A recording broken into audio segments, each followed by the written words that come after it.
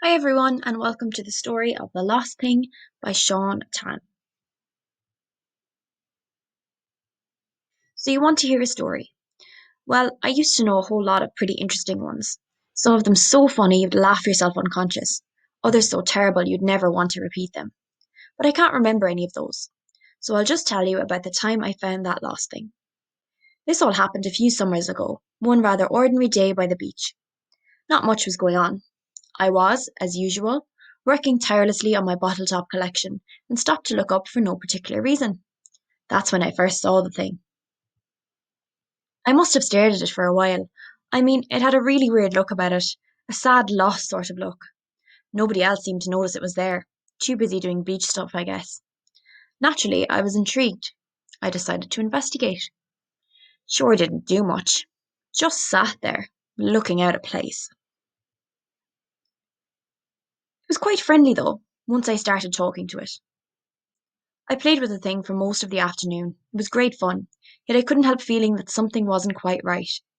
As the hours slouched by, it seemed less and less likely that anybody was coming to take the thing home. There was no denying the unhappy truth of the situation. It was lost. I asked a few people if they knew anything about it, but nobody was very helpful. I took the lost thing over to Pete's place. Pete had an opinion on just about everything. Cool, he said. I'm trying to find out who owns it, I told him. I dunno, man, said Pete. It's pretty weird. Maybe it doesn't belong to anyone. Maybe it doesn't come from anywhere. Some things are like that. He paused for dramatic effect. Just plain lost. There was nothing left to do but take the thing home with me. I mean, I couldn't just leave it wandering the streets. Plus, I felt kind of sorry for it. My parents didn't really notice it at first. Too busy discussing current affairs, I guess.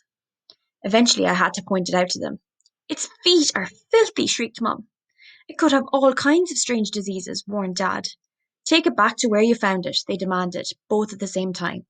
It's lost, I said. But they had already started talking about something else. I hid the thing in our back shed and gave it something to eat, once I found out what it liked. It seemed a bit happier then, even though it was still lost. I checked the local paper for any lost pet notices, but only found a lot of good deals on refrigerator repairs. I remember thinking then that Pete was probably right, that some things were just plain lost. In any case, I sure couldn't keep the thing in the shed forever. Mum or Dad would eventually notice it when they came out looking for a hammer or something. It was a real dilemma. I was wondering what to do when a small advertisement on the last page of the paper happened to catch my eye. The next morning, we caught a tram into the city. We arrived at a tall grey building with no windows. It was pretty dark in there, and it smelt like disinfectant. I have a lost thing, I called to the receptionist at the front desk. Fill in these forms, she said. The lost thing made a small, sad noise. I was looking around for a pen when I felt something tug the back of my shirt. If you really care about that thing, you shouldn't leave it here, said a tiny voice. This is a place for forgetting, leaving behind, smoothing over. Here, take this. It was a business card with a kind of a sign on it. It wasn't very important looking, but it did seem to point somewhere. Cheers, I said. At this point, we left that tall grey building and hunted all over the place for this sign. It wasn't an easy job, and I can't say I knew what it all meant.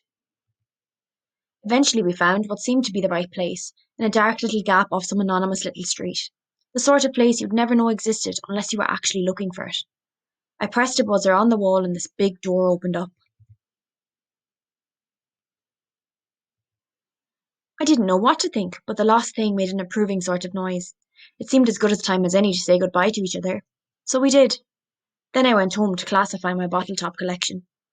Well, that's it. That's the story. Not especially profound, I know, but I never said it was. And don't ask me what the moral is. I mean, I can't say that the thing actually belonged in the place where it ended up. In fact, none of the things there really belonged. They all seemed happy enough though, so maybe that didn't matter. I don't know. I still think about that lost thing from time to time, especially when I see something out of the corner of my eye that doesn't quite fit. You know, something with a weird, sad, lost sort of look. I see that sort of thing less and less these days though. Maybe there aren't many lost things around anymore. Or maybe I've just stopped noticing them. Too busy doing other stuff, I guess.